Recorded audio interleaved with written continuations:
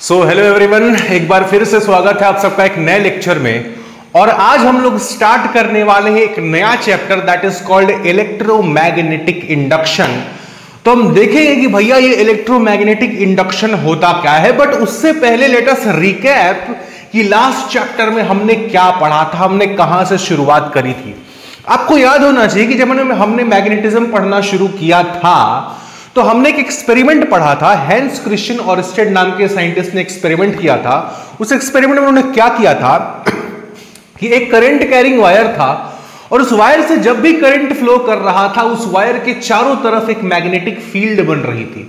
ऐसा एक वायर था ऑरस्टेड एक्सपेरिमेंट में क्या था, ऐसा एक वायर था और इस वायर से जब करंट फ्लो कर रहा था तो पास में रखा एक मैग्नेटिक नीडल, एक मैग्नेटिक कॉम्पास में आपको डिफ्लेक्शन देखने को मिल रहा था। मतलब क्या था उसका कि जब भी वायर से करंट फ्लो करेगा, हमने कंक्लूजन क्या निकाला था कि जब भी वायर से करंट फ्लो करेगा उस वायर के चारों तरफ एक मैग्नेटिक फील्ड बनेगी। हमने पढ़ा था कि जब भी एक करंट कैरिंग वायर होगा उस वायर के चारों तरफ एक मैग्नेटिक फील्ड बनती है जो कॉन्सेंट्रिक सर्कल्स के रूप में होती है। तो लास्ट चैप्टर में हम पढ़ के आ रहे हैं कि जब वायर से करंट फ्लो करेगा तो मैग्नेटिक फील्ड बनेगी। इस चैप्टर में हम पढ़ेंगे कि अगर मैग्नेटिक फील्ड चेंज कर रहा हो, अगर मैग्नेटिक फील्ड या मैग्नेटिक फ्लक्स चेंज करेगा किसी वायर के अराउंड, किसी कॉइल के अराउंड, तो उस कॉइल में करंट डेवलप होगा। लास्ट में क्या था, करंट फ्लो करने की वजह से मैग्नेटिक फील्ड बन रहा था। यहां पर क्या होगा कि अगर मैग्नेटिक फील्ड चेंज करेगा, अगर मैग्नेटिक फ्लक्स चेंज करेगा तो एक कॉइल में करंट फ्लो करने लगेगा। कैसे, तो इसकी भी शुरुआत हम एक एक्सपेरिमेंट से करेंगे, जो एक्सपेरिमेंट फैराडे साहब ने की थी। तो चलिए सबसे पहले देखते हैं कि फैराडे साहब का एक्सपेरिमेंट था क्या, जिसके हेल्प से उन्होंने इलेक्ट्रोमैग्नेटिक इंडक्शन के कॉन्सेप्ट को एक्सप्लेन किया था। जरा देखना, यहां पर एक कॉइल है और इस कॉइल को आपने गैल्वेनोमीटर से कनेक्ट कर रखा है। कहीं पर भी यहां आपको बैटरी नहीं दिख रहा होगा, यहां पर बैटरी आपने कनेक्ट नहीं किया है सर्किट में, इसमें कोई बैटरी नहीं है। मतलब इनिशियली यहां पर कोई करंट का सोर्स है ही नहीं, कोई ईएमएफ का सोर्स है ही नहीं, सिर्फ एक कॉइल है और कॉइल को आपने गैल्वेनोमीटर से कनेक्ट कर रखा है। अब गैल्वेनोमीटर हमने लास्ट चैप्टर में पढ़ा था। गैल्वेनोमीटर क्या करता है, गैल्वेनोमीटर एक ऐसा डिवाइस है जो करंट को डिटेक्ट करता है सर्किट में कि सर्किट में करंट फ्लो कर रहा है कि नहीं। करंट डिटेक्शन के लिए हम गैल्वेनोमीटर का यूज करते हैं। अब फैराडे साहब ने क्या किया कि उन्होंने कॉइल लिया, कॉइल को गैल्वेनोमीटर से कनेक्ट कर दिया, राइट। फिर उन्होंने क्या किया कि एक बार मैग्नेट लिया। क्या लिया, एक बार मैग्नेट लिया। सपोज दैट ये हमारा बार मैग्नेट है, ये उसका नॉर्थ पोल है और ये उसका साउथ पोल है। तो फैराडे साहब क्या कहते हैं कि जब आप इस बार मैग्नेट को इस कॉइल के नजदीक लाओगे, इस कॉइल के नजदीक लाकर के रिलेटिव मोशन कराओगे, तो उन्होंने क्या देखा कि जैसे ही आप इस मैग्नेट को इस कॉइल के नजदीक लाते हो तो ये जो गैल्वेनोमीटर है ना, इसमें डिफ्लेक्शन होना शुरू हो जाता है। सपोज कीजिए ये जो आपका बार मैग्नेट है, ये बार मैग्नेट आपने यहां से उठा करके आप कॉइल के नजदीक लेकर के आ गए। आप यहां से उठा करके कॉइल के नजदीक लेकर के आ गए तो क्या देखने को मिला कि जैसे ही आप इस बार मैग्नेट को कॉइल के नजदीक ला रहे होगे, यहां पर जो गैल्वेनोमीटर है ये आपका डिफ्लेक्शन शो करेगा। क्या होगा, जैसे ही बार मैग्नेट इस कॉइल के नजदीक आएगा, इस गैल्वेनोमीटर में डिफ्लेक्शन हुआ। और जब डिफ्लेक्शन हुआ तो फैराडे साहब ने कहा कि भाई ये कैसे हो सकता है, अगर मैं कॉइल के नजदीक एक मैग्नेट को लाऊंगा तो डिफ्लेक्शन हो कैसे सकता है। उन्होंने क्या किया, थोड़ा एक्सपेरिमेंट और बढ़ाया। जब उन्होंने देखा कि भाई जब तुम मैग्नेट को इसके नजदीक ला रहे थे तो गैल्वेनोमीटर डिफ्लेक्शन शो कर रहा था। जैसे ही उन्होंने मैग्नेट को यहां पर ला करके रोक दिया, जब तक वो मूव करा रहे थे, मैग्नेट को मूव करा रहे थे, इसमें डिफ्लेक्शन हो रहा था। जैसे ही उन्होंने इस मैग्नेट को मूव कराना बंद किया, जैसे ही मैग्नेट इस कॉइल के रिस्पेक्ट में रिलेटिव मोशन करना बंद किया, ये डिफ्लेक्शन जीरो हो गया। जब तक मैग्नेट मूव कर रहा था ये गैल्वेनोमीटर आपका डिफ्लेक्शन शो कर रहा था। जैसे ही मैग्नेट ने मूव करना बंद किया, इसमें डिफ्लेक्शन वापस जीरो हो गया। अच्छा, अब कमाल की बात और सुनिए, जब इस मैग्नेट को आप नजदीक लेकर के आ रहे थे डिफ्लेक्शन हो रहा था, जब ये मैग्नेट रुक गया डिफ्लेक्शन होना भी रुक गया। बट जब आप इस मैग्नेट को वापस लेके जाने लगते हो, जब आप इसी मैग्नेट को वापस लेकर जाने लगते हो, वापस से डिफ्लेक्शन होता है। डिफ्लेक्शन वापस से होता है बट इस बार अपोजिट डायरेक्शन में होता है। पिछली बार अगर डिफ्लेक्शन इस डायरेक्शन में था गैल्वेनोमीटर के अंदर, तो इस बार डिफ्लेक्शन इसके जस्ट अपोजिट डायरेक्शन में होगा। मतलब एक बात तो समझ में आई कि मैग्नेट के आने से और मैग्नेट के जाने से कुछ तो हो रहा है, जिसके चलते इस कॉइल में, जिसके चलते इस सर्किट में करंट प्रोड्यूस हो रहा है। करंट प्रोड्यूस हो रहा है तभी तो गैल्वेनोमीटर डिफ्लेक्शन शो कर रहा है। मतलब मैग्नेट के रिलेटिव मोशन में आने की वजह से something is changing here, something, कुछ तो चेंजेस हो रहे हैं जिसके चलते करंट प्रोड्यूस हो रहा है। आई बात समझ में? अब फैराडे साहब ने दिमाग लगाया, ऐसा क्यों हो रहा होगा कि हम जब मैग्नेट को इसके नजदीक ला रहे हैं तो ईएमएफ जनरेट हो रहा है, करंट फ्लो कर रहा है। जब फैराडे साहब ने दिमाग लगाया तो उनको पता चला भाई कि इस मैग्नेट के चारों तरफ है क्या, इस मैग्नेट के चारों तरफ है क्या। पता चला भाई कि एक बार मैग्नेट के चारों तरफ क्या होता है, मैग्नेटिक फील्ड लाइंस होती हैं। क्या होती हैं? मैग्नेटिक फील्ड लाइंस होती हैं जो नॉर्थ पोल से निकल करके साउथ पोल की ओर जाती हैं। आई बात समझ में? अब जब आप इस मैग्नेट को इस कॉइल के नजदीक लाते हो तो होता क्या है, ये जो मैग्नेटिक फील्ड लाइंस है ना, ये इस कॉइल को कट करती हैं। क्या करती हैं?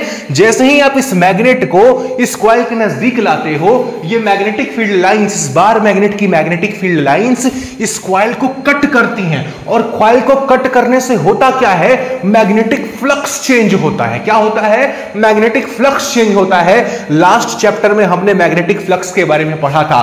मैग्नेटिक फ्लक्स क्या होता है? The total number of magnetic field lines passing through a surface is known as magnetic flux. तो जब आप इस मैग्नेट को इस कॉइल के नजदीक लाएंगे तो ये जो मैग्नेटिक फील्ड लाइंस हैं जब इस कॉइल को कट करेंगी तो यहां पर मैग्नेटिक फ्लक्स चेंज होगा। और क्योंकि मैग्नेटिक फ्लक्स चेंज हुआ, इस वजह से इस सर्किट में, इस कॉइल में ईएमएफ जनरेट हुआ, करंट फ्लो करना शुरू हुआ। जब आप इस मैग्नेट को यहां पर लाकर रोक दिए, आपने मूव कराना बंद कर दिया, मैग्नेटिक फील्ड भी स्टेशनरी हो गई। उन्होंने कॉइल्स को कट करना बंद कर दिया और जैसे ही कॉइल्स को कट करना बंद किया, मैग्नेटिक फ्लक्स में चेंज होना बंद हो गया। और जैसे ही मैग्नेटिक फ्लक्स में चेंज होना बंद हो गया, इस कॉइल में जो करंट मूव कर रहा था वो करंट भी जीरो हो गया। जब आप वापस इस मैग्नेट को लेकर के जाने लग जाते हो, जब आप वापस इस मैग्नेट को लेकर के जाने लग जाते हो, वापस से यही मैग्नेटिक फील्ड लाइंस फिर से इस कॉइल को कट करती हैं और फिर से कॉइल को कट करती हैं तो फिर से मैग्नेटिक फ्लक्स चेंज होता है। और जब जब मैग्नेटिक फ्लक्स चेंज होगा तब तब ईएमएफ जनरेट होगा।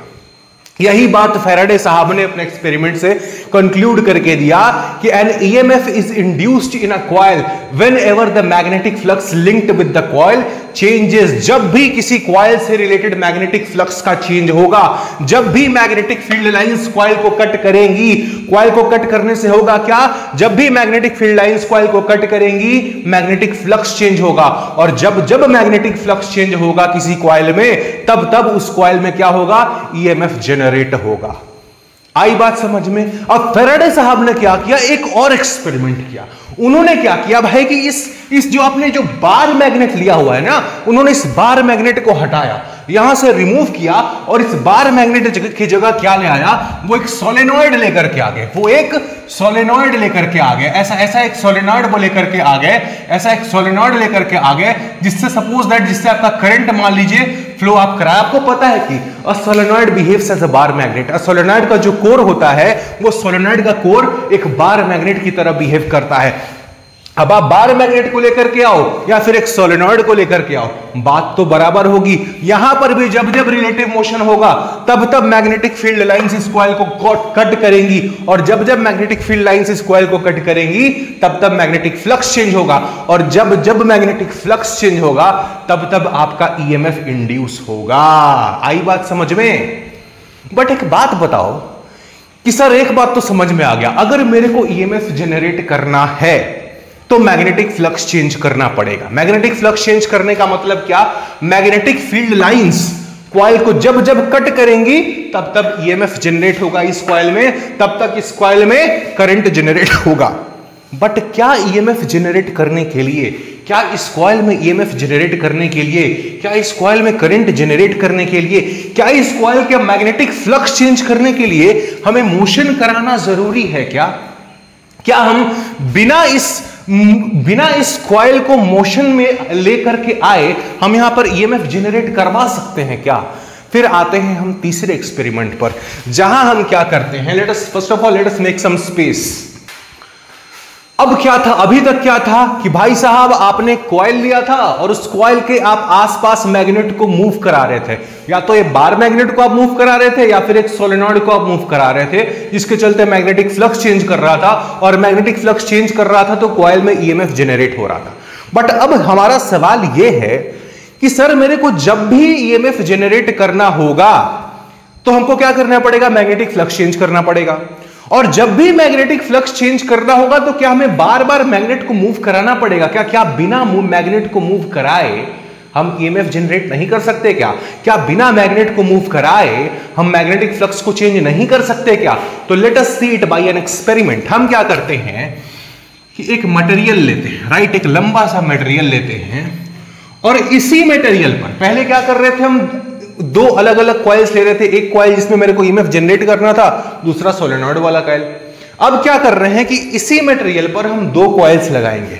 हमने क्या किया, पहला कॉइल हमारा ये रहा, राइट, जिसमें मेरे को ईएमएफ जनरेट सपोज दैट करना है। इसमें क्या करना है, मेरे को ईएमएफ जनरेट करना है। यहां पर हमने क्या किया, गैल्वेनोमीटर लगा लिया, ये डिटेक्ट करने के लिए कि जब भी इस कॉइल से करंट फ्लो करेगा तो आपका जो गैल्वेनोमीटर है वो डिफ्लेक्शन शो करेगा। अब इसके नजदीक हमने क्या किया, इसके बहुत नजदीक हमने एक दूसरा कॉइल लगाया।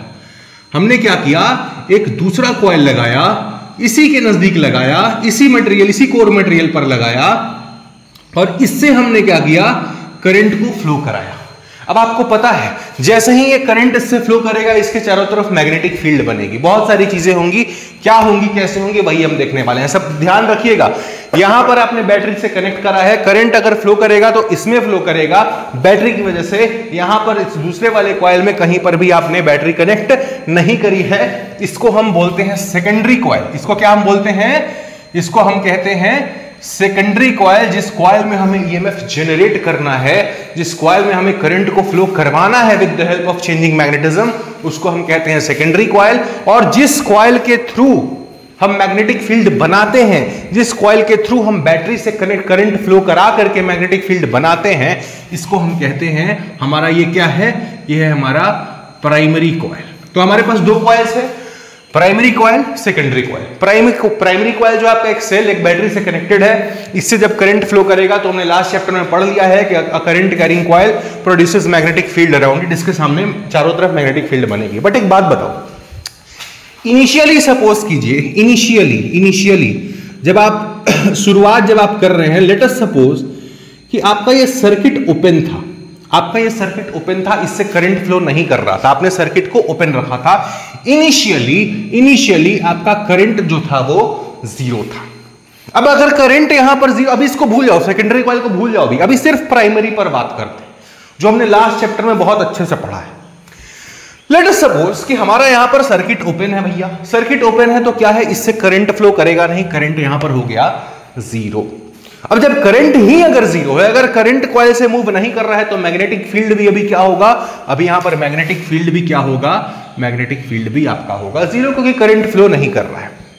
जैसे ही आपने सर्किट को क्लोज किया, जैसे ही आपने सर्किट को क्लोज किया, क्या होगा, करंट बढ़ना शुरू होगा, जीरो से करंट बढ़ेगा बढ़ेगा बढ़ेगा बढ़ेगा, अपने मैक्सिमम वैल्यू तक मान लीजिए करंट पहुंच गया। पहले करंट जीरो था, अब सपोज कीजिए कुछ करंट की वैल्यू हो गई आई नॉट। अब जब जैसे ही करंट जीरो से बढ़ना शुरू हुआ, सपोज दैट करंट जीरो से बढ़ना शुरू हुआ, तो करंट जब बढ़ रहा होगा तो मैग्नेटिक फील्ड भी धीरे धीरे बढ़ रही होगी, मैग्नेटिक फील्ड लाइंस भी धीरे धीरे बन रही होंगी, और जैसे जैसे मैग्नेटिक फील्ड लाइंस बनेंगी उनका साइज बड़ा होते चला जाएगा। बड़ा होते होते होते एक टाइम ऐसा भी आएगा कि वो मैग्नेटिक फील्ड लाइंस इतनी बड़ी हो जाएंगी कि इस वाले कॉइल को कट करना शुरू कर देंगी। आई रिपीट, जब करंट जीरो से बढ़ना शुरू करेगा, अपने मैक्सिमम वैल्यू पर जाएगा, तो धीरे धीरे मैग्नेटिक फील्ड भी बढ़नी शुरू होगी। मैग्नेटिक फील्ड बढ़नी शुरू होगी मतलब क्या, मैग्नेटिक फील्ड लाइंस बड़ा होना शुरू हो जाएंगी, और जैसे जैसे मैग्नेटिक फील्ड लाइंस बड़ी होंगी, एक समय ऐसा भी आएगा कि वही मैग्नेटिक फील्ड लाइंस बड़े होकर इस वाले कॉइल को कट कर जाएंगी, और जैसे ही मैग्नेटिक फील्ड लाइंस इस कॉइल को कट करेंगी, तो यही तो आपको कराना था, आपको मैग्नेटिक फील्ड लाइंस को इस कॉइल से कट कराना था, पास कराना था, ताकि मैग्नेटिक फ्लक्स चेंज हो। और जैसे ही यहां पर मैग्नेटिक फ्लक्स चेंज हुआ विदाउट एनी रिलेटिव मोशन, सिर्फ करंट को चेंज करके यहां पर भी आपने क्या देखा कि गैल्वेनोमीटर आपका डिफ्लेक्शन शो करने लगा, मतलब यहां पर भी ईएमएफ जनरेट हो गया। आई बात समझ में? आई रिपीट, मैं फिर से बोल रहा हूं, इनिशियली ये सर्किट आपका ओपन था, कोई करंट फ्लो नहीं कर रहा था, और जब कोई करंट फ्लो नहीं कर रहा था तो यहां मैग्नेटिक फील्ड भी जीरो थी। जैसे ही आपने सर्किट क्लोज किया, करंट बढ़ना शुरू होगा। करंट बढ़ना शुरू होगा मतलब मैग्नेटिक फील्ड बढ़नी शुरू होगी। मैग्नेटिक फील्ड बढ़नी शुरू होगी मतलब मैग्नेटिक फील्ड लाइंस बड़ी होनी शुरू हो जाएंगी, और एक ऐसा भी समय आएगा जब यही मैग्नेटिक फील्ड लाइंस बड़ी होकर के इस वाले कॉइल को कट करेंगी। और आपको पता है जब भी मैग्नेटिक फील्ड लाइंस किसी कॉइल को कट करती हैं वहां पर ईएमएफ जनरेट होता है। क्यों? क्योंकि मैग्नेटिक फ्लक्स चेंज करता है। तो जैसे ही इस वाले की मैग्नेटिक फील्ड लाइंस ने यहां पर कॉइल को कट किया, मैग्नेटिक फ्लक्स में चेंज हो गया, और जैसे ही मैग्नेटिक फ्लक्स चेंज हुआ, इस वाले कॉइल में, सेकेंडरी कॉइल में ईएमएफ जनरेट हो गया। मतलब कि रिलेटिव मोशन की वजह से तो आपका ईएमएफ जनरेट हो ही रहा था, चेंजिंग करंट की वजह से, करंट में चेंज होने की वजह से भी यहां पर आपका सेकेंडरी कॉइल में ईएमएफ जनरेट हो रहा है। मुद्दा क्या है कि भाई आप रिलेटिव मोशन कराओ या फिर आप करंट को चेंज करो, मैग्नेटिक फ्लक्स, इससे एसोसिएटेड मैग्नेटिक फ्लक्स चेंज होना चाहिए। मतलब कि मैग्नेटिक फील्ड लाइंस कैसे भी करके इस कॉइल को कट कर देनी चाहिए। अगर वो कट कर जाएंगी तो यहां पर ईएमएफ जनरेट हो जाएगा। या तो आप मैग्नेटिक फील्ड लाइंस को मूव करके इसके थ्रू से पास कराओ, या फिर आप करंट इंक्रीज करके मैग्नेटिक फील्ड लाइंस को इस सेकेंडरी कॉइल से पास कराओ। बट जैसे ही मैग्नेटिक फील्ड लाइंस इससे पास करेंगी, जैसे ही इससे रिलेटेड मैग्नेटिक फ्लक्स चेंज होगा, सेकेंडरी कॉइल में करंट जो है आपका जनरेट हो जाएगा, ईएमएफ प्रोड्यूस हो जाएगी। इन्हीं सारे एक्सपेरिमेंट्स के बेसिस पर फैराडे साहब ने दो लॉज दिए। क्या थे ये दो लॉज? फैराडे साहब का पहला लॉ था कि whenever the magnetic flux associated with the coil changes, whenever the magnetic flux associated with the coil changes, an EMF is produced in it. जब भी किसी कॉइल से रिलेटेड मैग्नेटिक फ्लक्स चेंज होता है, उस कॉइल में ईएमएफ जनरेट होता है। ये ईएमएफ कब तक जनरेट होता है? ये ईएमएफ तब तक जनरेट होता है जब तक मैग्नेटिक फ्लक्स चेंज कर रहा होता है। जैसे ही मैग्नेटिक फ्लक्स चेंज करना बंद कर जाता है, वैसे ही आपका ईएमएफ भी जीरो हो जाता है। और दूसरा जो लॉ था फैराडे साहब का, उस लॉ ने बताया कि ये ईएमएफ होता कितना है। पहला लॉ बताता है कि ईएमएफ कब जनरेट होता है, तब जनरेट होता है जब मैग्नेटिक फ्लक्स चेंज होता है। दूसरा लॉ बताता है कि ईएमएफ जो जनरेट हो रहा है वो कितना हो रहा है, उसका वैल्यू हम, उसका मैग्नीट्यूड हम कैसे निकालते हैं। तो एक बार आपने जब एक्सपेरिमेंट समझ लिया है, तो चलिए एक बार फैराडे के लॉज को लिख लेते हैं। ये फैराडे के लॉज है क्या, उसके बाद हम आगे बढ़ाएंगे। चलिए तो लिखते हैं Faraday's first law. Faraday's Michael Faraday's first law. तो फैराडे साहब का फर्स्ट लॉ क्या कहता है? फर्स्ट लॉ कहता है कि whenever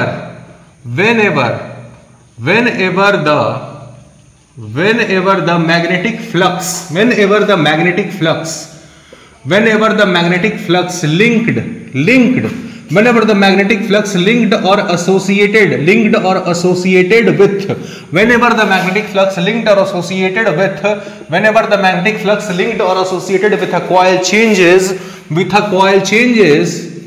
a coil changes, whenever the magnetic flux associated or linked with a coil changes, an EMF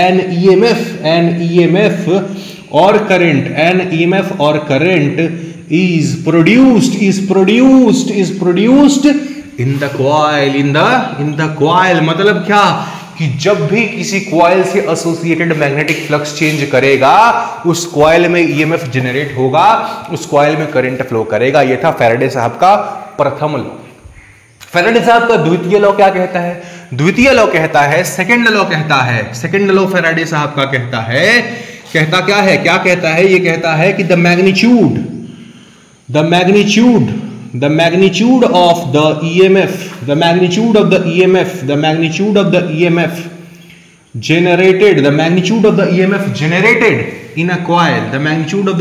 generated in a coil, is what? Is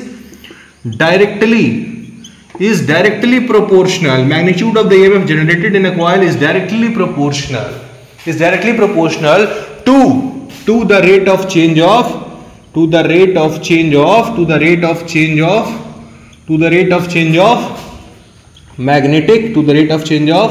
magnetic flux. यानी कि जो EMF जनरेट हो रहा है, that EMF is directly proportional, that EMF E is directly proportional to d phi by dt. But ये सिर्फ EMF के magnitude की बात की गई है भाई, ध्यान रखिएगा। उन्होंने फैराडे साहब ने डायरेक्शन के बारे में कोई बात नहीं की, पोलैरिटी के बारे में कोई बात नहीं करी कि जो EMF जनरेट हो रहा है उसका पोलैरिटी क्या होगा, डायरेक्शन क्या होगा। अगर करंट फ्लो कर रहा है सर्किट में तो वो सर्किट में करंट फ्लो का डायरेक्शन क्या होगा, उसके बारे में फैराडे ने कोई बात नहीं करी। उन्होंने सिर्फ इतना बताया कि भैया जो EMF जनरेट हो रहा है वो EMF जो होगा वो d phi by dt यानी rate of change of magnetic flux के डायरेक्टली प्रोपोर्शनल होगा। अब आपको पता है कि जब भी हम प्रोपोर्शनैलिटी का सिंबल हटाते हैं तो क्या आता है, कांस्टेंट ऑफ प्रोपोर्शनैलिटी आता है। तो यहां से हमारा जो कांस्टेंट ऑफ प्रोपोर्शनैलिटी आया वो आया k d phi by dt। अब जब SI यूनिट्स में आप कंसिडर करेंगे तो ये k की वैल्यू हम 1 ले लेते हैं। तो यहां से जो आपका EMF का वैल्यू आता है थ्रू फैराडेज लॉ, ये आता है EMF E is equal to d phi by dt. The magnitude of the EMF produced in a coil, the magnitude of the EMF produced in a coil due to electromagnetic induction is equal to rate of change of magnetic flux. आई बात समझ में? तो अभी तक हमने क्या पढ़ा? अभी तक हमने ये पढ़ा कि सबसे पहले इलेक्ट्रोमैग्नेटिक इंडक्शन है क्या। इलेक्ट्रोमैग्नेटिक इंडक्शन एक ऐसा फिनोमेना है जहां पर मैग्नेटिक फील्ड के चेंज होने की वजह से, EMF प्रोड्यूस होता है, इलेक्ट्रिसिटी प्रोड्यूस होती है, करंट प्रोड्यूस होता है। पहली बात। अब ये बात सबसे पहले किसने बताई? फैराडे साहब ने कुछ एक्सपेरिमेंट्स करे। एक्सपेरिमेंट्स के बेसिस पर फैराडे ने कंक्लूजन दिया। कंक्लूजन क्या दिया कि जब भी किसी कॉइल से एसोसिएटेड मैग्नेटिक फ्लक्स चेंज होगा, जब भी किसी कॉइल से एसोसिएटेड मैग्नेटिक फ्लक्स चेंज होगा तब तब उस कॉइल में EMF जनरेट होगा, तब तब उस कॉइल में करंट फ्लो करेगा। और उन्होंने यह भी बताया कि उस कॉइल में कितना EMF जनरेट होगा, that EMF will be equal to the rate of change of magnetic flux, that EMF will be equal to the rate of change of magnetic flux. आई बात समझ में? अब इसके बाद हम क्या बात करेंगे? इसके बाद हम बात करेंगे कि भैया फैराडे साहब ने इतना कुछ तो बता दिया। पहला बता दिया कि भाई साहब जब भी कॉइल से रिलेटेड मैग्नेटिक फ्लक्स चेंज होगा EMF जनरेट होगा। दूसरा बता दिया कि कितना EMF जनरेट होगा, बट वो ये नहीं बता पाए कि जो EMF जनरेट होगा उसका पोलैरिटी क्या होगा। मतलब जो सेकेंडरी कॉइल में करंट जनरेट होगा, जो करंट फ्लो होगा ड्यू टू इलेक्ट्रोमैग्नेटिक इंडक्शन, वो करंट किस डायरेक्शन में फ्लो करेगा, क्लॉकवाइज फ्लो करेगा या एंटी क्लॉकवाइज फ्लो करेगा। तो अब हम बात करेंगे कि भाई मैग्नीट्यूड तो पता चल चुका है, अब डायरेक्शन का भी पता लगाएंगे। और कैसे पता लगाएंगे? ये हम पता लगाएंगे with the help of Lenz law. चलिए भाई, तो अब बात करते हैं कि लेंज लॉ है क्या। लेंज साहब ने आखिर कैसे बताया कि जो EMF जनरेट होगा उसका डायरेक्शन क्या होगा, उसकी पोलैरिटी क्या होगी। लेंज ने कैसे बताया कि जो करंट सेकेंडरी कॉइल से फ्लो करेगा वो करंट का डायरेक्शन क्या होगा। तो let us see what is Lenz law. ये रहा आपका लेंज लॉ। लेंज लॉ क्या कहता है? लेंज लॉ ये कहता है कि the direction, sorry the polarity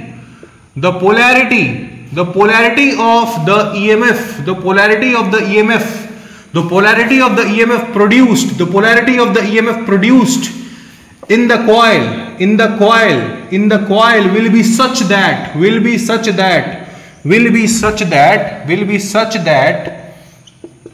it opposes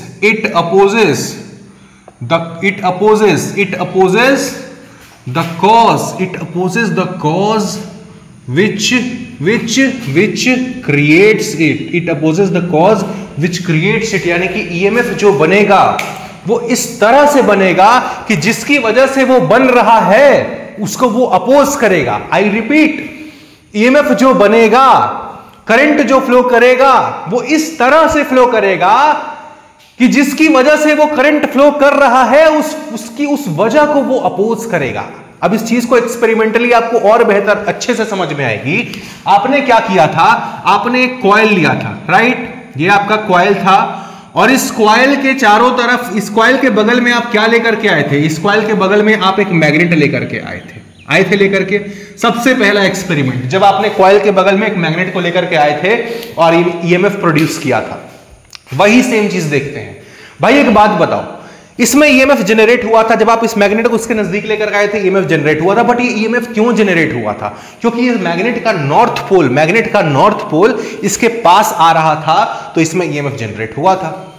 अब लेंज लॉ क्या कहता है? लेंज लॉ ये कहता है कि इसमें जो करंट फ्लो करेगा, जो इस कॉइल में ईएमएफ जनरेट होगा, या फिर इस कॉइल में जो करंट फ्लो करेगा, वो कुछ इस तरह से फ्लो करेगा कि it will oppose the cause which created, मतलब कि जिसने इस करंट को बनाया उसी को वो अपोज करेगा। तो किसने बनाया था? मैग्नेट के नॉर्थ पोल ने इस करंट को यहां पर बनाया था। इसमें करंट क्यों फ्लो किया था? क्योंकि मैग्नेट का नॉर्थ पोल इसके नजदीक आया था। तो यहां जो करंट बनेगा वो क्या करेगा? वो कुछ इस तरह से फ्लो करेगा कि वो इस नॉर्थ पोल को अपने पास आने से रोके, अपोज नॉर्थ पोल को अपने पास आने से रोके।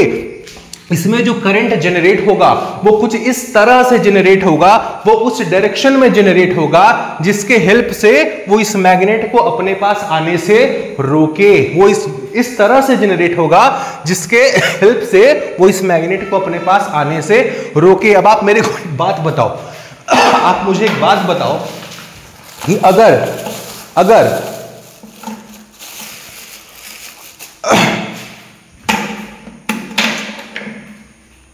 आप मुझे एक बात बताओ कि अगर एक कॉइल के पास सपोज दैट ये आपका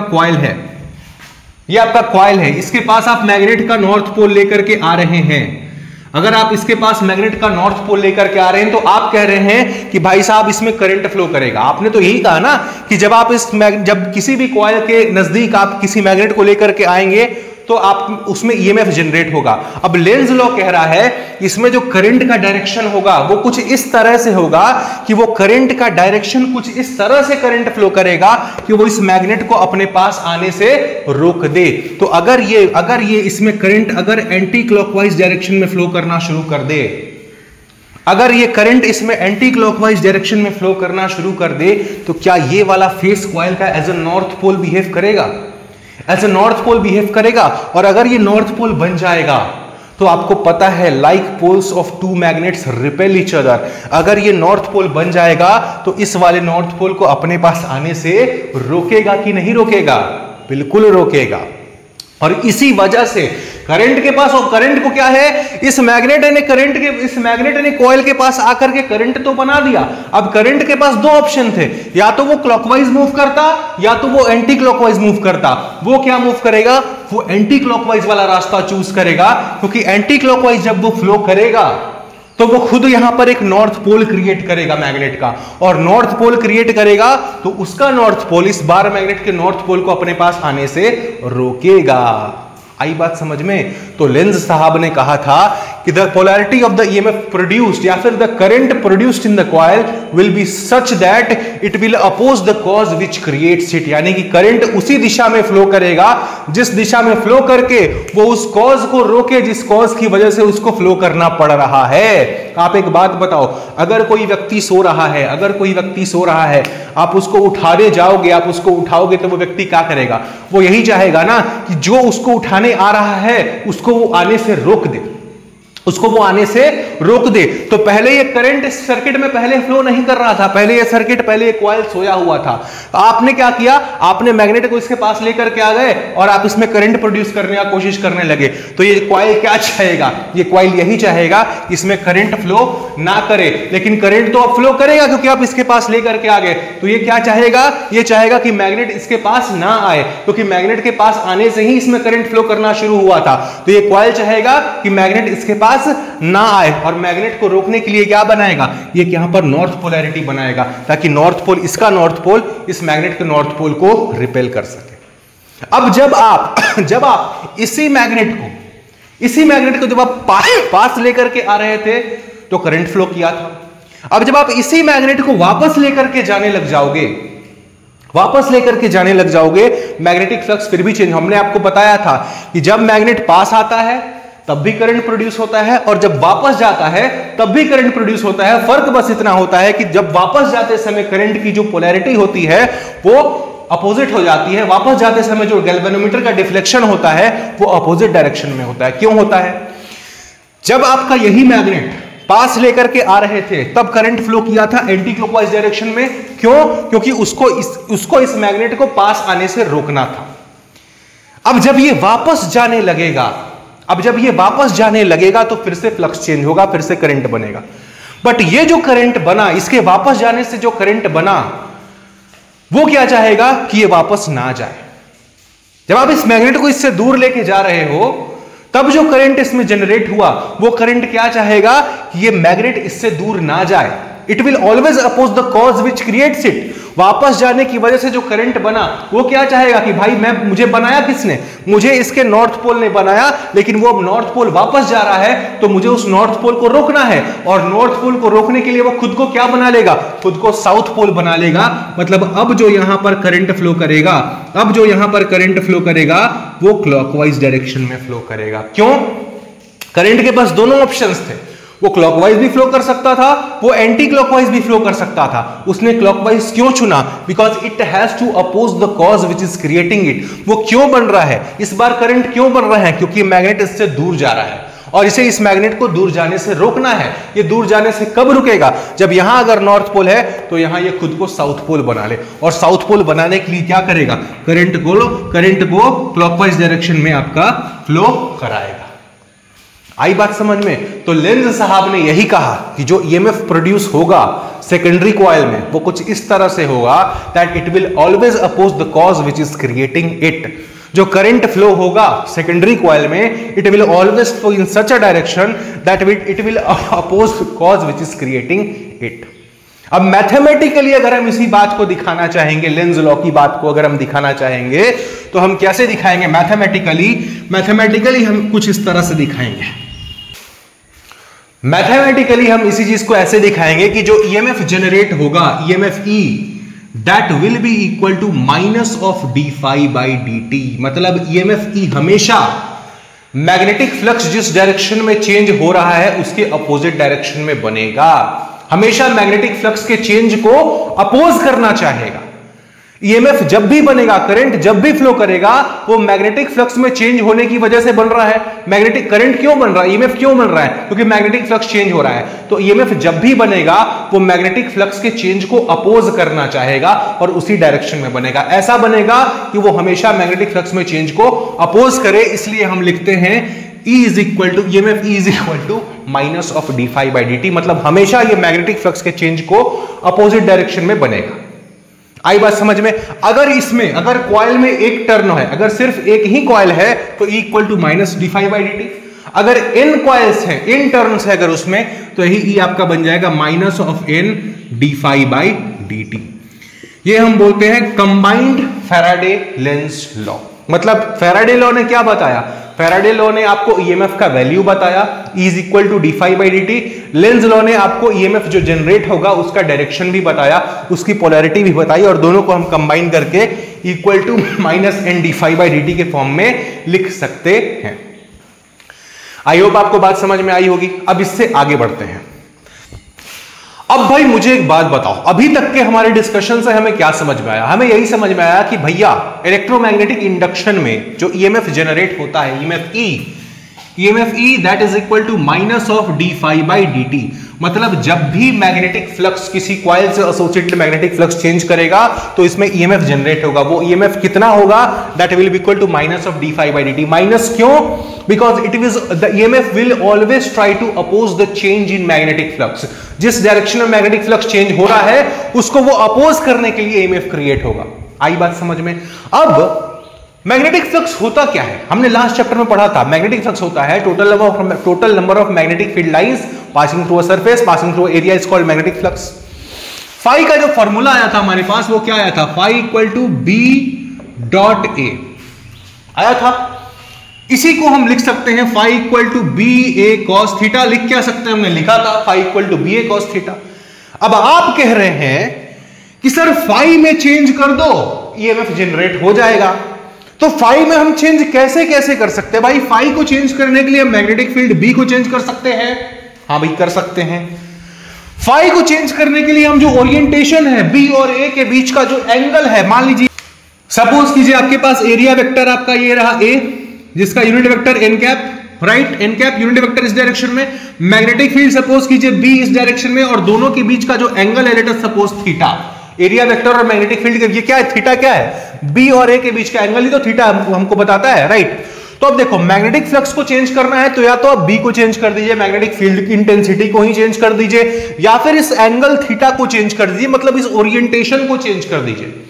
एरिया वेक्टर ए और मैग्नेटिक फील्ड के बीच के एंगल को चेंज कर दीजिए तो भी आपका मैग्नेटिक फ्लक्स चेंज हो जाएगा, या फिर आप इस एरिया को चेंज कर दीजिए। आपके पास तीन ऑप्शंस हैं, या तो आप मैग्नेटिक फील्ड को चेंज कर दो, या तो आप मैग्नेटिक फील्ड और एरिया वेक्टर के बीच का जो ओरिएंटेशन है, जो एंगल थीटा है, उसको चेंज कर दो, या फिर आप इस एरिया को चेंज कर दो।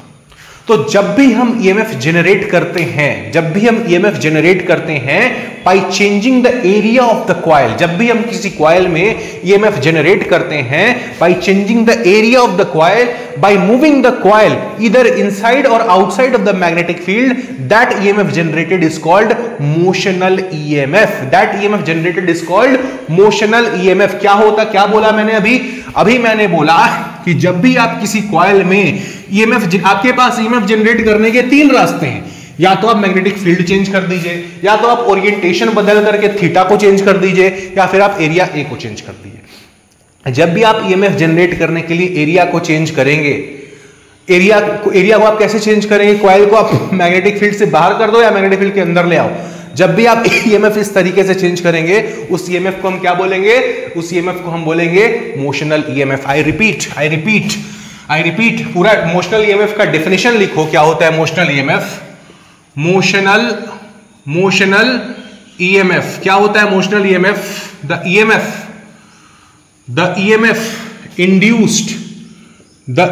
induced in a coil, the EMF induced in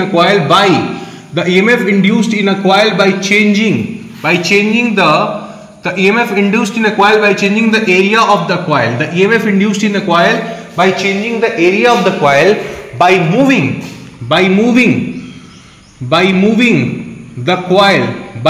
the coil in or out, by moving the coil in or out of the magnetic field, in or out of the magnetic field is called motional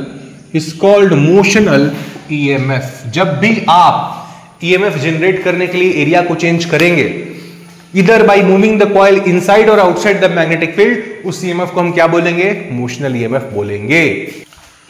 अब suppose करो ये आपका wire है ऐसे U shape में, right, U shaped एक wire है। इस वायर में आपने एक कंडक्टर लगा रखा है, यहां पर ये रहा आपका कंडक्टर, राइट। और ये कंडक्टर जो है इस वायर फ्रेम पर स्लाइड कर सकता है, इधर भी मूव कर सकता है, इधर भी मूव कर सकता है। अगर ये कंडक्टर, ये क्या है? ये कंडक्टर इस वायर के साथ मिलकर के कॉइल का फॉर्मेशन कर रहा है, एक कॉइल बना रहा है। अब अगर आप इस कंडक्टर को, जो कि इस वायर फ्रेम पे स्लाइड कर सकता है, अगर आप इस कंडक्टर को इस ओर मूव कराओगे तो एरिया ऑफ द कॉइल क्या करेगा? बढ़ेगा। अगर आप इसी कंडक्टर को लेफ्ट साइड मूव कराओगे तो क्या होगा? एरिया ऑफ द कंडक्टर घटेगा।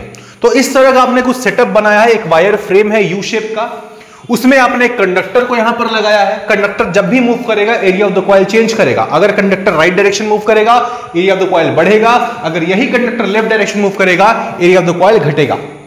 आपने क्या किया है? इस कॉइल के परपेंडिकुलर आपने एक मैग्नेटिक फील्ड लगा रखी है। लेट अस सपोज ये आपका मैग्नेटिक फील्ड है। डॉट से अगर मैंने मैग्नेटिक फील्ड को दिखाया, इसका मतलब क्या है? इसका मतलब है कि जो मैग्नेटिक फील्ड है वो इस प्लेन के परपेंडिकुलर है और बाहर की तरफ आ रही है। मैग्नेटिक फील्ड जो है वो इस प्लेन के परपेंडिकुलर है और बाहर की ओर आपकी तरफ पॉइंट कर रही है। आई बात समझ में? अब अगर आप इस रॉड को, ये जो कंडक्टर रॉड है, अगर आप इस रॉड को वेलोसिटी v के साथ, सपोज आपने इसको वेलोसिटी v दी और आप इस वेलोसिटी v के साथ आप इस रॉड को मूव कर रहे हैं और इस कंडक्टर का लेंथ सपोज दैट आपका L है, इस कंडक्टर का लेंथ L है, जिस इंस्टेंट पर आप इसको कंसिडर कर रहे हैं, सपोज कीजिए यहां से इसकी दूरी है, सपोज ये आपका x इक्वल टू 0 है और यहां से जो इसकी दूरी है लेट अस सपोज आपकी x है, और आप क्या कर रहे हैं, इस कंडक्टर को लेफ्ट डायरेक्शन में v वेलोसिटी के साथ मूव करा रहे हैं, तो क्या होगा, एरिया चेंज करेगा। एरिया चेंज करेगा जैसे ही आप इस कंडक्टर को मूव कराएंगे लेफ्ट साइड, मैग्नेटिक फील्ड आपने पहले से प्रोवाइड कर रखा है जो कि इस प्लेन के परपेंडिकुलर है, बाहर की तरफ आ रहा है, जो कि मैंने रेड डॉट से यहां पर दिखाया है। आई होप कि आपको ये रेड डॉट्स दिख रहे होंगे। मैं इनको थोड़ा बड़ा बना देता हूं ताकि आपको ये रेड डॉट्स देखने में दिक्कत ना हो। आपने मैग्नेटिक फील्ड प्रोवाइड कर रखा है, कैसे प्रोवाइड कर रखा है, तो आपने इस प्लेन के परपेंडिकुलर बाहर की तरफ आता हुआ पॉइंटिंग टुवर्ड्स यू आपने मैग्नेटिक फील्ड प्रोवाइड कर रखा है। अब मैग्नेटिक फील्ड तो यूनिफॉर्म है, मैग्नेटिक फील्ड चेंज नहीं कर रहा है। फ्लक्स को बदलने के कितने तरीके होते हैं, phi equal to B A cos theta, 3 तरीके, या तो आप बी बदल दो, या तो आप थीटा बदल दो, या तो आप ए बदल दो। अब जो बी है जो आपकी तरफ पॉइंट कर रहा है वो तो कांस्टेंट है, वो तो बदल नहीं रहा है, तो बी बदलने की बात यहां पर खत्म हो गई। जो एंगल थीटा है, जो एंगल थीटा है, अब आप बात बताओ, ये जो एरिया है, ये जो कॉइल का एरिया बन रहा है, ये एरिया ए, सपोज ये आपका ए बी सी डी, जिस इंस्टेंट पर आप इसको देख रहे हैं, let us suppose A B C D, इस एरिया का जो एरिया वेक्टर होगा वो कहां होगा, वो भी इस प्लेन के परपेंडिकुलर होगा, बाहर की तरफ होगा। तो आपका एरिया वेक्टर का जो एरिया वेक्टर है, जो इस एरिया का वेक्टर है, वो भी चेंज नहीं कर रहा है। तो दोनों के बीच में बी और ए के बीच में जो एंगल है, बी वेक्टर किधर है, परपेंडिकुलर है प्लेन के बाहर की तरफ, एरिया वेक्टर किधर है, परपेंडिकुलर है प्लेन के बाहर की तरफ, तो दोनों का एंगल सेम, दोनों का जो डायरेक्शन है वो सेम डायरेक्शन है, दोनों के बीच में जो एंगल है थीटा वो तो कांस्टेंट है। थीटा क्या है हमारा, थीटा इज आवर थीटा 0। जब थीटा 0 हो गया तो फाई बराबर क्या, फाई बराबर बी इंटू ए। आपके पास फ्लक्स को बदलने के 3 रास्ते थे, या तो आप बी बदल दो, ए बदल दो, थीटा बदल दो। थीटा दोनों मैग्नेटिक फील्ड और एरिया वेक्टर के बीच का एंगल यहां पर कांस्टेंट है, थीटा जो कि कितना है 0, और वो बदल नहीं रहा है। तो अब आपको फ्लक्स अगर बदलना है तो फाई बराबर बी इंटू ए। अब आपके पास सिर्फ 2 रास्ते बचे, या तो आप मैग्नेटिक फील्ड बदलिए या तो फिर आप एरिया बदलिए। अब मैग्नेटिक फील्ड बदल नहीं रही तो आपने क्या किया, आपने एरिया बदलना शुरू किया। कितना होगा इसका एरिया, लेट अस सपोज फिलहाल जिस इंस्टेंट पर आप इसको देख रहे हैं, यहां से दूरी इसकी x है, इसका लंबाई l है, तो एरिया ऑफ द कॉइल कितना हो गया, l इंटू एक्स। तो फाई आपका कितना हो गया, फाई हो गया b l इंटू एक्स, जहां एरिया क्या है l इंटू एक्स। अब EMF आपको पता है क्या होता है, minus of d phi by d t. अब फाई का वैल्यू आप यहां पर अगर रखेंगे तो क्या आएगा, minus of d B L x by minus of d B L x by d t होगा। तो ईएमएफ कितना बना, ईएमएफ बना minus B L into d x by minus B L into d x by d t, right. अब ये जो d x by d t है, जरा देखो, जो x है वो टाइम के साथ घट रहा है, इट इज डिक्रीजिंग। जब आप इस कंडक्टर को लेफ्ट डायरेक्शन में मूव कराएंगे तो जो x की वैल्यू है वो टाइम के साथ घट रही है। तो जब dx बाई dt की जो वैल्यू होगी वो क्या होगी, निगेटिव होगी। तो अगर आप इसका वैल्यू इसके साइन के साथ जब आप इसको पुट करेंगे minus of dx by dt, तो ये क्या बना, ये बन गया आपका positive bl dx by dt। और dx बाई dt ही क्या है, इस कंडक्टर की वेलोसिटी है, जिस वेलोसिटी से कंडक्टर आप इस ओर मूव करा रहे हैं। तो यहां से आपका ईएमएफ का वैल्यू कितना आ गया, ईएमएफ का वैल्यू आया bl v। ये है, ये कौन सा ईएमएफ है, ये आपका मोशनल ईएमएफ है। क्यों, क्योंकि जो ईएमएफ जनरेट हो रहा है वो रॉड के मोशन की वजह से हो रहा है जनरेट। जब रॉड के मोशन की वजह से आपका एरिया चेंज कर रहा है तो ये ईएमएफ जनरेट हो रहा है, जिसकी वैल्यू होती है BLV। अब एक बात बताओ, ईएमएफ कितना होगा पता चल गया, BLV वैल्यू तो हमने निकाल लिया। ईएमएफ का डायरेक्शन क्या होगा, इस ईएमएफ की पोलैरिटी क्या होगी। अब मुझे एक बात बताना, अगर आपको पोलैरिटी निकालनी है आप क्या करेंगे, वेक्टर के डायरेक्शन में अपनी वेलोसिटी v के डायरेक्शन में अपनी 4 उंगलियों को रखो और मैग्नेटिक फील्ड जो कि बाहर की तरफ आ रहा है इसके तरफ मोड़ दो। मतलब जो इसमें करंट, जो आपका ईएमएफ जनरेट होगा वो कुछ इस तरह से जनरेट होगा, करंट जो फ्लो करेगा वो कुछ इस तरह से फ्लो करेगा। ये कंडक्टर जब अगर आप ईएमएफ जनरेट हो रहा है, ईएमएफ कहां जनरेट हो रहा है, इस कॉइल में जनरेट हो रहा है, इस कंडक्टर के चलते जनरेट हो रहा है, तो ये एक बैटरी की तरह बिहेव करेगा। इस एंड से आपका करंट बाहर की ओर आएगा और इस एंड में आपका करंट अंदर की ओर जाएगा। आई रिपीट, आप अपनी 4 उंगलियों को वेलोसिटी के डायरेक्शन में रखिए और मैग्नेटिक फील्ड की तरफ जब आप इसे मोड़ेंगे तो जो आपका करंट बना वो अपर डायरेक्शन में बना, अपर डायरेक्शन में बना मतलब यहां से करंट इस कंडक्टर के अंदर करंट इधर फ्लो करेगा और बाहर में यहां से निकलेगा और अंदर में यहां पर आपका इंटर करेगा। अगर आप इस कंडक्टर को एज अ बैटरी इमेजिन कर पा रहे हैं तो आपको समझ में आएगा कि कंडक्टर के इस एंड से, इस टर्मिनल से आपका करंट निकल रहा है और करंट इस कंडक्टर के दूसरे टर्मिनल पे करंट अंदर की ओर जा रहा है। अब करंट किसी भी सेल का, किसी भी बैटरी का वो टर्मिनल जहां से करंट बाहर निकलता है उसको हम क्या बोलते हैं? पॉजिटिव टर्मिनल, जो कि हाई टर्मिनल पे होता है। और जिस टर्मिनल पे करंट इंटर करता है उसको हम बोलते हैं नेगेटिव टर्मिनल, जहां पर जो आपका पोलैरिटी, जहां पर जो आपका पोटेंशियल होता है वो कम होता है। तो आपने देखा ईएमएफ कितना जनरेट हुआ, हमने वो निकाल लिया। पोलैरिटी, इस कंडक्टर में जो पोलैरिटी होगी वो कहां हाई पोटेंशियल होगी, कहां लो पोटेंशियल होगी, हमने वो भी निकाल लिया। बट अब एक बात बताओ कि ये जो पोलैरिटी जनरेट हो रहा है, ये जो करंट इसमें एंटी क्लॉकवाइज डायरेक्शन में जनरेट हो रहा है, वो क्यों हो रहा है? वो क्यों हो रहा है? इसको हम लेंज लॉ से समझते हैं। भाई साहब देखिए, आपने ईएमएफ जनरेट किया, कैसे जनरेट किया? मैग्नेटिक फ्लक्स फाई को चेंज करके। अब मैग्नेटिक फ्लक्स फाई चेंज हो सकता है, दो चीजें हो सकती हैं, या तो फाई बढ़ेगा तब भी चेंज होगा, या तो फाई घटेगा तब भी चेंज होगा। यहां पर क्या हो रहा है? एरिया घट रहा है। Area of the coil ABCD, area घट रहा है, मतलब फ्लक्स क्या हो रहा है? फ्लक्स घट रहा है। तो जो ईएमएफ जनरेट होगा वो क्या चाहेगा? वो फ्लक्स को बढ़ाना चाहेगा।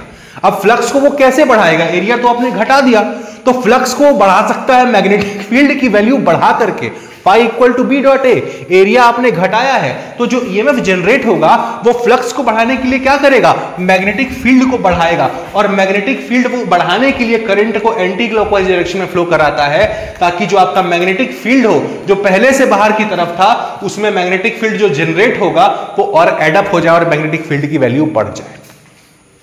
आई बात समझ में? इस वजह से जो करंट इस सर्कुलर, इस लूप में जो फ्लो करेगा वो एंटी क्लॉकवाइज डायरेक्शन में फ्लो करेगा। With the help of Lenz law हम इस बात को समझ पाते हैं। आया समझ? इसको वीडियो पॉज कीजिए और इस सारी कहानी को लिख लीजिए।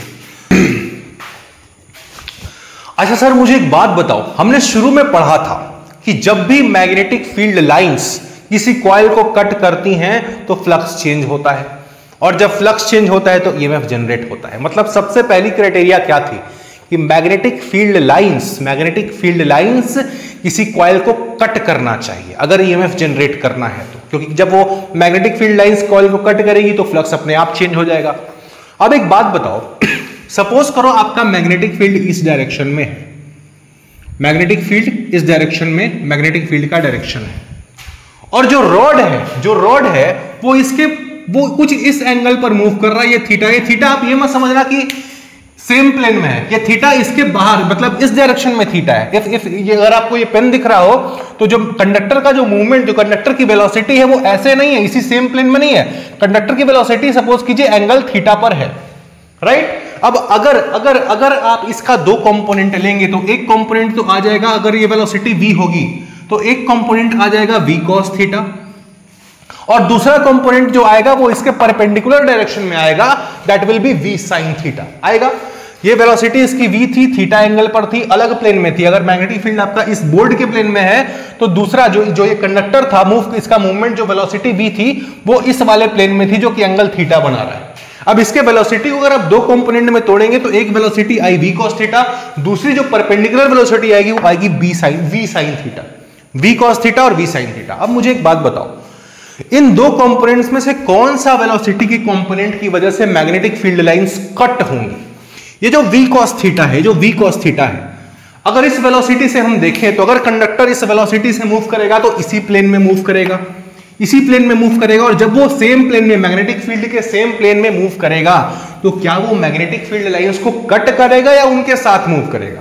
वो उनके साथ मूव करेगा। मैग्नेटिक फील्ड लाइंस कट तो नहीं हो रही हैं, वो मैग्नेटिक फील्ड लाइंस के कंडक्टर साथ ही मूव कर रहा है। तो यहां पर इस v cos थीटा के चलते अगर मैग्नेटिक फील्ड लाइंस कट नहीं हो रही हैं तो कोई ईएमएफ जनरेट नहीं होगा। बट जो v sin थीटा है मतलब कंडक्टर जिसके चलते इस प्लेन में मूव कर रहा है, कंडक्टर अगर इस प्लेन में मूव कर रहा है और मैग्नेटिक फील्ड लाइंस इस डायरेक्शन में है, तो इस डायरेक्शन में मूव करते हुए जो कंडक्टर है वो मैग्नेटिक फील्ड लाइंस को कट करेगा, और जहां मैग्नेटिक फील्ड लाइंस कट होंगी वहां पर ईएमएफ जनरेट होगा। तो मैग्नेटिक फील्ड लाइंस को कट कराने वाला वेलोसिटी कौन सा है? v sin theta.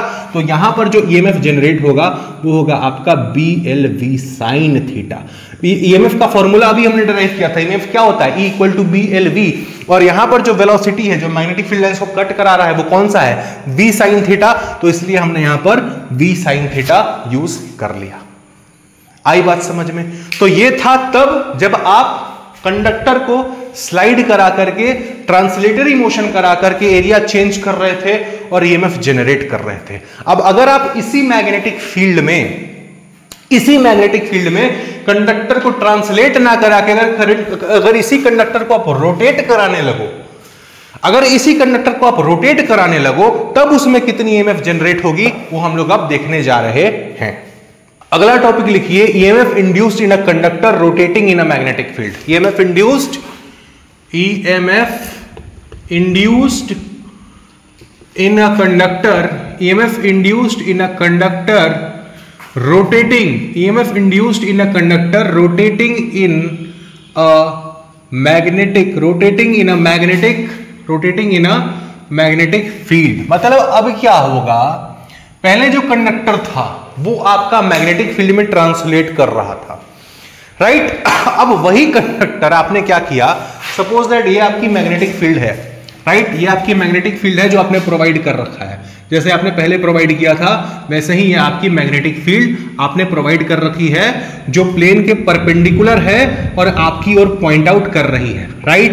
तो ये रही आपकी मैग्नेटिक फील्ड। इस मैग्नेटिक फील्ड में आपने क्या करा है, इस मैग्नेटिक फील्ड में आपने कंडक्टर लिया है L लेंथ का, सपोज कि इसका लंबाई है आपका L, और आप क्या कर रहे हैं, आपने क्या किया है कि इस कंडक्टर को यहां पर हिंज कर दिया है। हिंज मतलब क्या, यहां पर फिक्स कर दिया है, और इसी कंडक्टर को क्या कर रहे हैं आप, रोटेट करा रहे हैं। ये मैग्नेटिक फील्ड इधर भी एक्सटेंडेड है, ऐसा मत समझना कि यहां डॉट्स खत्म हो रही है तो यहां मैग्नेटिक फील्ड भी खत्म हो गई, ये मैग्नेटिक फील्ड इधर भी एक्सटेंडेड है, ठीक है? तो अगर आपका कंडक्टर जो यहां पर हिंज्ड है, अब हिंज्ड है तो ये मूव तो नहीं कर सकता, ट्रांसलेट तो नहीं कर सकता, बट रोटेट करेगा। तो अगर ये कंडक्टर रोटेट कर रहा है, सपोज दैट रोटेट कर रहा है, और रोटेट करते करते करते करते सपोज दैट वो कुछ यहां पर आ गया, सपोज कीजिए कि रोटेट करते करते ये कंडक्टर आपका यहां पर आ गया, इसने यहां से थीटा एंगल बना लिया। रोटेट पहले यहां पर था, आपने इसको रोटेट करके यहां पर ले आया, कंडक्टर ने कितना एंगल रोटेट किया, थीटा एंगल रोटेट किया। तब आपको बताना है कि इस कंडक्टर में जो कि इस मैग्नेटिक फील्ड में रोटेट कर रहा है, तो इस थीटा एंगल तक जाने में इसमें कितनी ईएमएफ जनरेट हुई, ठीक है? आपको ये बताना है। अब आपको पता है क्या आपको पता है, जब भी ईएमएफ जनरेट होगा, EMF will be equal to minus of d phi by d t, ठीक है? अगर हम डायरेक्शन के साथ लिखें तो, और अगर हम सिर्फ मैग्नीट्यूड की बात करें, सिर्फ ईएमएफ के मैग्नीट्यूड की बात करें, तो it will be equal to what, d phi by d t होगा, d phi by d t. अब मुझे एक बात बताओ, ये जो फ्लक्स फाई है, ये क्या होता है? Phi equal to B A cos theta होता है। अब मेरे को अगर फाई को चेंज करना है तो या तो मैं बी को चेंज करूं, ए को चेंज करूं, या फिर थीटा को चेंज करूं। बी मैं चेंज कर नहीं रहा, बी को मैंने फिक्स किया हुआ है। थीटा मैं चेंज कर नहीं रहा, थीटा भी मेरा जो इसका जो एरिया ये स्वीप आउट करेगा, जब कंडक्टर मूव करेगा तो ये क्या करेगा, एक सर्कुलर एरिया बनाएगा। तो जो एरिया इसने स्वीप किया उसका भी डायरेक्शन क्या, same direction as the magnetic field, उसका एरिया वेक्टर क्या होगा, मैग्नेटिक फील्ड के ही डायरेक्शन में होगा। तो यहां पर भी थीटा क्या है, कांस्टेंट है, और कितना है, 0। तो यहां पर भी आपका फाई क्या हो गया, फाई हो गया आपका b इंटू ए। अब मेरे को एरिया निकालना है कि अगर ये कंडक्टर यहां से चल करके यहां तक पहुंचा तो इसने कितना एरिया स्वीप आउट किया, अगर इसने थीटा एंगल मूव किया है तो। अब मुझे एक बात बताओ, जब ये पूरा 2 पाई एंगल, मतलब जब पूरा 360 डिग्री घूमेगा तो क्या करेगा, एक सर्कल बनाएगा। जब पूरा 360 डिग्री मतलब जब ये पूरा 2 पाई एंगल रोटेट कर जाएगा तो एक सर्कल बनाएगा सर्कल, और उस सर्कल का रेडियस क्या होगा, L। तो सर्कल ऑफ रेडियस L, उसका एरिया क्या होगा, जब पूरा 2 पाई एंगल इसने रोटेट किया तब इसने कितना एरिया कवर किया, इसने एरिया कवर किया पाई L स्क्वायर। पूरा 2 पाई मतलब पूरा 360 डिग्री घूमने के लिए। तो अगर इसको एक रेडियन एंगल में कितना एरिया स्वीप आउट करेगा, पाई L स्क्वायर बाई 2 पाई, ठीक है? यूनिट एंगल के लिए कितना एरिया स्वीप आउट करेगा, पाई L स्क्वायर बाई 2 पाई। और अगर एंगल थीटा हो तो हम इसको थीटा से मल्टीप्लाई कर देंगे। अगर एक के लिए पाई एल स्क्वायर बाई 2 पाई, तो यूनिटरी मेथड से क्या, थीटा के लिए क्या, पाई l square by 2 pi into theta. मतलब इतना अगर यहां से चल करके थीटा एंगल तक जाने में इसने ये जो एरिया स्वीप आउट किया है वो कितना स्वीप आउट किया है, pi l square by 2 pi into theta. Pi से पाई कैंसिल हो गया, मतलब l square theta by 2। Area का वैल्यू, ए का वैल्यू आपने निकाल लिया कितना, एल स्क्वायर थीटा बाई 2। अगर ये कंडक्टर यहां से चल के थीटा एंगल तक मूव करेगा तो कितना एरिया कवर करेगा, एल स्क्वायर थीटा बाई 2। अब आपको एरिया पता है, मैग्नेटिक फील्ड भी आपका पता ही है। अब अगर आप इसको इस फॉर्मूले में डाल देंगे, E equal to what, magnitude of the EMF produced is equal to what, d phi by d t. Phi के जगह क्या रख दो, फाई के जगह रख दो बी, एरिया क्या है, L square theta by 2 D by d T. तो ईएमएफ क्या आ गया, अब आपका B जो है वो कांस्टेंट, मैग्नेटिक फील्ड भी कांस्टेंट, तो बाहर ले आओ मैग्नेटिक फील्ड B को। L, इसका लेंथ जो है, कंडक्टर का जो लेंथ L है वो भी कांस्टेंट, लेंथ बदल नहीं रहा, तो लेंथ को बाहर ले आओ, L स्क्वायर। अंदर क्या बच गया, थीटा, जो कि चेंज कर रहा है, तो BL स्क्वायर बाई 2 को आप बाहर लेकर के आ गए, अंदर बच गया आपका थीटा, थीटा जो कि एंगल चेंज कर रहा है रोटेशन के साथ। अब D theta by d T क्या होता है, D theta by d T होता है ओमेगा, एंगुलर वेलोसिटी। तो आपका यहां से ईएमएफ का मैग्नीट्यूड का फॉर्मूला क्या आया, B L square omega by 2। मतलब a conductor of length L when rotates in a magnetic field B, then it generates an EMF that is equal to BL square omega by 2। आई बात समझ में। और इस EMF के चलते जो ये कंडक्टर, जब अब कंडक्टर क्या है, EMF जनरेट कर रहा है, यही कंडक्टर क्या कर रहा है, EMF जनरेट कर रहा है। तो अब ये कैसे बिहेव करेगा, ये एक सेल की तरह बिहेव करेगा। इसका कौन सा पोलैरिटी पॉजिटिव होगा, कौन सा पोलैरिटी निगेटिव होगा, चलिए पता कर लेते हैं। तो सपोज कीजिए इसकी वेलोसिटी इनिशियल जब ये रोटेट करना शुरू हुआ था तो इसकी वेलोसिटी भी इस डायरेक्शन में थी, ऊपर के डायरेक्शन में थी।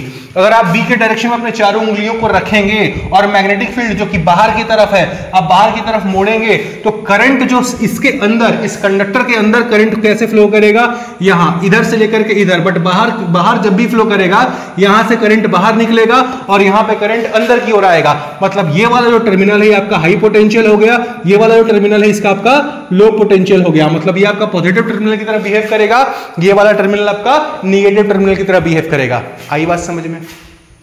तो ये था एक रोटेटिंग कंडक्टर के चलते ईएमएफ का जो मैग्नीट्यूड होता है वो, और जो उसकी पोलैरिटी होती है वो।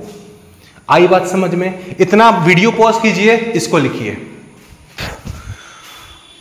अब एक बात बताओ, हमने क्या देखा था कि जब आप एक कंडक्टर को किसी मैग्नेटिक फील्ड में इस तरह से ट्रांसलेट कराते हैं जिससे कि कॉइल का एरिया चेंज कर रहा होता है, तो वहां पर कितना ईएमएफ जनरेट हुआ था, E is equal to B L V, जहां बी क्या था, मैग्नेटिक फील्ड, एल था लेंथ ऑफ द कंडक्टर, और वी थी वेलोसिटी, जिस वेलोसिटी के साथ ये कंडक्टर मूव कर रहा है। सेम कॉन्सेप्ट पर वापस चलते हैं, सेम एपरेटस पर वापस चलते हैं। फिर से आपका वायर है यू शेप का, इस पर आपने क्या रखा है, कंडक्टर को रख रखा है, जो कंडक्टर इस वायर पे स्लाइड कर सकता है। अगर ये कंडक्टर इस ओर जाएगा तो एरिया बढ़ेगा, अगर ये कंडक्टर लेफ्ट ओर जाएगा तो इसका एरिया घटेगा। और ये कंडक्टर क्या कर रहा है, वेलोसिटी v के साथ लेफ्ट डायरेक्शन में जा रहा है। अब क्या होता है, आपने तो पढ़ा है सर कि यहां पर जो ईएमएफ जनरेट होगा, EMF E that is equal to BLV। EMF generate होने का मतलब क्या है, ईएमएफ जनरेट होने का मतलब है कि अब ये conductor as a cell, as a battery आपका बिहेव करेगा, जिसका पोटेंशियल डिफरेंस क्या है, BL इंटू V। बट एक बात बताओ, आपने कहा कि आप एक मैग्नेटिक फील्ड में एक करंट कैरिंग कॉइल, एक कॉइल को रखते हो, और इस कॉइल का एक सिरा अगर आप मूव कराते हो, आप एरिया चेंज कराते हो, तो ईएमएफ बन जाता है। मतलब इलेक्ट्रिकल एनर्जी प्रोड्यूस हो रही है। बट ये इलेक्ट्रिकल एनर्जी आई कहां से? सवाल ये है कि मैग्नेटिक फील्ड में एरिया चेंज कराने से ईएमएफ बना, मैग्नेटिक फील्ड में कॉइल का एरिया चेंज कराने से उस कॉइल में ईएमएफ जनरेट हुआ, बट ये ईएमएफ, ये इलेक्ट्रिकल एनर्जी आई कहां से? ईएमएफ जनरेट होने का मतलब क्या है कि इस कॉइल में इलेक्ट्रिकल एनर्जी प्रोड्यूस हो रही है, बट ये इलेक्ट्रिकल एनर्जी आई कहां से? जब आप एक बैटरी लाते हैं तो बैटरी जो है आपको इलेक्ट्रिकल एनर्जी प्रोवाइड करता है। क्यों? क्योंकि उसके अंदर केमिकल एनर्जी पहले से स्टोर्ड होती है, और वही केमिकल एनर्जी इलेक्ट्रिकल एनर्जी में आपको कन्वर्ट हो जाती है। जब आप एक सोलर सेल यूज करते हैं तो वहां क्या है, जो सेल सोलर एनर्जी है जो सन से आ रही होती है, वही सोलर एनर्जी आपको इलेक्ट्रिकल एनर्जी में कन्वर्ट हो जाती है। बट यहां पे कौन सी एनर्जी है जो आपको इलेक्ट्रिकल एनर्जी में कन्वर्ट हो रही है? तो सबसे पहले तो पता करते हैं कि यहां पर इलेक्ट्रिकल एनर्जी कितनी होगी। पहले पता करते हैं इलेक्ट्रिकल एनर्जी कितनी होगी, फिर देखेंगे कि इलेक्ट्रिकल एनर्जी आ कहां से रही है। तो भैया आपको पता है कि आपने ईएमएफ कितना जनरेट किया, BL इंटू वी। अब करंट क्या होता है? करंट होता है V बाई R। V का वेलोसिटी, यहां पर V पोटेंशियल वाला V है, यहां पर V वेलोसिटी वाला V है, दोनों V में कंफ्यूज मत कीजिएगा। हाँ, तो यहां से आपका I क्या आ गया आपका I BL V by R आया। अब पावर, इलेक्ट्रिकल पावर का जो फॉर्मूला है, हमने 3 फॉर्मूले पढ़े हैं, power equal to V into Y, power equal to V square by R, या फिर power equal to I square into R। तो हम क्या करने जा रहे हैं, power equal to I square into R, जो इलेक्ट्रिकल पावर का फॉर्मूला हमने डिराइव करा था पिछले चैप्टर में, उसको हम यहां पर यूज करने जा रहे हैं। तो ये आपका क्या हो जाएगा, I की जगह B square L square V square by R square into R। R square R से कट गया तो आपका पावर कितना, इलेक्ट्रिकल पावर कितना जनरेट हुआ, आपका हो गया B square L square V square by R। इतना इलेक्ट्रिकल पावर आपका जनरेट हो रहा है। बट अब वही सवाल है, ये इलेक्ट्रिकल पावर आ कहां से रहा है? ईएमएफ तो जनरेट हो गई भैया, आप बोल रहे हैं, आपने मेरे को पढ़ाया सर कि अगर आप मैग्नेटिक फील्ड में कॉइल का एरिया चेंज करेंगे तो कॉइल में ईएमएफ जनरेट होगी, कॉइल में करंट फ्लो करेगा, कॉइल में इलेक्ट्रिकल एनर्जी प्रोड्यूस होगी। कितनी होगी आपने वो भी बता दिया कि ईएमएफ इतना जनरेट होगा और इलेक्ट्रिकल पावर इतना जनरेट होगा। बट ये इलेक्ट्रिकल पावर आ कहां से रहा है? हमने तो पढ़ा है भैया कि energy can neither be created nor be destroyed. आप बोल रहे हो कि यहां पर इलेक्ट्रिकल एनर्जी बना, तो इलेक्ट्रिकल एनर्जी कहां से बन गया? खुद से तो बन ही नहीं सकता, क्योंकि हमने पढ़ा है law of conservation of energy, energy can not be created, energy can not be destroyed. तो यहां पर अगर आपका इलेक्ट्रिकल एनर्जी बना तो कैसे बना, किसने आकर के बनाया, कौन सी एनर्जी है जो यहां पर इलेक्ट्रिकल एनर्जी में कन्वर्ट हो रही है, बताइए मेरे भाई। एक बात बताओ, आपने अभी बोला था कि अगर आप इस कंडक्टर को वेलोसिटी v इस डायरेक्शन में देंगे तो इस कंडक्टर में जो करंट फ्लो करेगा वो कुछ इस डायरेक्शन में कंडक्टर के अंदर करंट फ्लो करेगा, इस टर्मिनल से बाहर निकलेगा, इस टर्मिनल से अंदर आएगा। ठीक है, पिछले चैप्टर में आपने पढ़ा है कि जब भी किसी करंट कैरिंग वायर को आप मैग्नेटिक फील्ड में रखते हैं, तो उस करंट कैरिंग वायर पर क्या लगता है, मैग्नेटिक फोर्स लगता है कि नहीं लगता है। जब भी किसी करंट कैरिंग वायर जिसे करंट I फ्लो कर रहा है उसको आप मैग्नेटिक फील्ड B में रखते हैं तो उस करंट कैरिंग वायर पर मैग्नेटिक फोर्स लगता है कि नहीं लगता है? कितना लगता था, IL cross B, ILB sine theta. यहां पर मान लेते हैं आपका करंट जनरेट हुआ I और मैग्नेटिक फील्ड आपका B है, मैग्नेटिक फील्ड जो है आपका बाहर की तरफ है B, तो यहां पर इस पर मैग्नेटिक फोर्स कितना लगेगा, IL क्रॉस P किधर लगेगा, राइट डायरेक्शन में। मैग्नेटिक फोर्स जो लगा इस पर, मैग्नेटिक फोर्स, सॉरी इसको मैंने ब्लू लाइन से दिखाया, मैग्नेटिक फोर्स को मैं रेड लाइन से डिनोट करता हूं ताकि आपको समझ में आए। इसमें कंडक्टर के अंदर करंट जनरेट हुआ इस डायरेक्शन में। अगर आप करंट की तरफ अपनी चारों उंगलियों को रखेंगे और मैग्नेटिक फील्ड जो कि बाहर की तरफ आ रहा है इसकी तरफ मोड़ेंगे तो इस पर जो मैग्नेटिक IL क्रॉस B जो पिछले चैप्टर में पढ़ा है, IL क्रॉस B, इस पर मैग्नेटिक फोर्स किधर लगेगा, इस पर मैग्नेटिक फोर्स लगेगा राइट डायरेक्शन में। कौन सा फोर्स लगेगा, मैग्नेटिक फोर्स। बट मुझे एक बात बताओ, मैग्नेटिक फोर्स लग रहा है राइट के डायरेक्शन में, कंडक्टर मूव कर रहा है लेफ्ट डायरेक्शन में। आप ही नहीं तो बोला भैया कि कंडक्टर को हम वेलोसिटी v के साथ मूव करा रहे हैं, बट फोर्स तो इस पर राइट डायरेक्शन में लग रहा है, कंडक्टर को तो मूव इस डायरेक्शन में करना चाहिए था। बट अगर फोर्स लगने के बावजूद मैग्नेटिक फोर्स इस पर लगने के बावजूद ये कंडक्टर अगर लेफ्ट डायरेक्शन में इसके अपोजिट डायरेक्शन में वेलोसिटी v के साथ मूव कर रहा है, मतलब कोई तो एक्सटर्नल एजेंट होगा जिसने इसको इस डायरेक्शन में मूव कराया, कोई तो एक्सटर्नल एजेंट होगा जिसने इसको इस डायरेक्शन में मूव कराया। आते हैं अभी वहीं पर आएंगे। भाई साहब मुझे पहले ये बताइए कि जो फोर्स Fm है, फोर्स जो मैग्नेटिक फोर्स है वो कितना लगता है। मैग्नेटिक फोर्स हमने पढ़ रखा है पिछले चैप्टर में। जब आप एक करंट कैरिंग वायर जिससे करंट I फ्लो कर रहा होता है उसको आप एक मैग्नेटिक फील्ड B में रखते हैं तो उस पर कितना मैग्नेटिक फोर्स लगता है, उस पर मैग्नेटिक फोर्स लगता है IL क्रॉस B या फिर ILB साइन थीटा, जहां थीटा होता है लेंथ L और B के बीच का एंगल। तो यहां पर L इधर है, L का डायरेक्शन इस ओर, मैग्नेटिक फील्ड इसके जस्ट परपेंडिकुलर बाहर की तरफ, दोनों के बीच का एंगल कितना 90 डिग्री। तो साइन 90 बराबर 1, मतलब यहां पर जो मैग्नेटिक फोर्स लग रहा होगा वो कितना लग रहा होगा, IL इंटू B। लग रहा होगा। अब आई का जो वैल्यू है आपने अभी निकाल रखा था, आई क्या होता है BLV/R। तो FM को आप यहां पर आई का वैल्यू पुट कर दीजिए BLV/R into L into B। तो FM कितना आ गया आपका BL square L square V/R FM आ गया। अगर आपका मैग्नेटिक फोर्स इस डायरेक्शन में लग रहा है और रॉड इधर की ओर मूव कर रहा है विथ वेलोसिटी V, मतलब कोई तो एक्सटर्नल एजेंट है जो इस मैग्नेटिक फोर्स के अपोजिट डायरेक्शन में बराबर फोर्स लगा करके इस रॉड को मूव करा रहा है। आई रिपीट, इतना फोर्स, आपने कहा कि भैया इस रॉड पे इतना फोर्स इस ओर लग रहा है, किस ओर लग रहा है, राइट डायरेक्शन में लग रहा है, बट इतना फोर्स लगने के बावजूद अगर रॉड आपका लेफ्ट डायरेक्शन में मूव कर रहा है, मतलब कोई तो एक्सटर्नल एजेंट है जो कि इतना ही फोर्स इसके अपोजिट डायरेक्शन में लगा रहा होगा। और वो एक्सटर्नल एजेंट, अगर मुझे ये निकालना हो कि force applied by the external agent वो कितना होगा, सेम इतना ही होगा। कितना होगा BL V/R, इतना ही फोर्स लगाएगा, तभी तो ये रॉड मैग्नेटिक फोर्स लगने के बावजूद इस डायरेक्शन में मूव करेगा कि नहीं करेगा। अब अगर मुझे ये बताना हो कि जो एक्सटर्नल एजेंट ने कितना पावर लगाया, तो कैसे लगाएंगे, फोर्स एक्सटर्नल इंटू इसका वेलोसिटी V के साथ मूव कर रहा है, F इंटू V हम अगर लगा देंगे तो power applied by the external agent मेरे को मिल जाएगा, जो कितना आएगा BL V/R इंटू V, मतलब कि BL/V/R। मतलब एक्सटर्नल एजेंट जिस एजेंट ने इस मैग्नेटिक फोर्स लगने के बावजूद इसको वेलोसिटी V के साथ इधर मूव कराया, उसने कितना पावर दिया, उसने पावर दिया BL/V/R, इतना पावर दिया। और यही जो एक्सटर्नल एजेंट ने जितना पावर यहां पर लगाया, जितना मैकेनिकल एनर्जी इस एक्सटर्नल एजेंट ने यहां पर BL/V/R लगाया, यही मैकेनिकल एनर्जी इलेक्ट्रिकल एनर्जी में कन्वर्ट होकर के आपको मिलती है।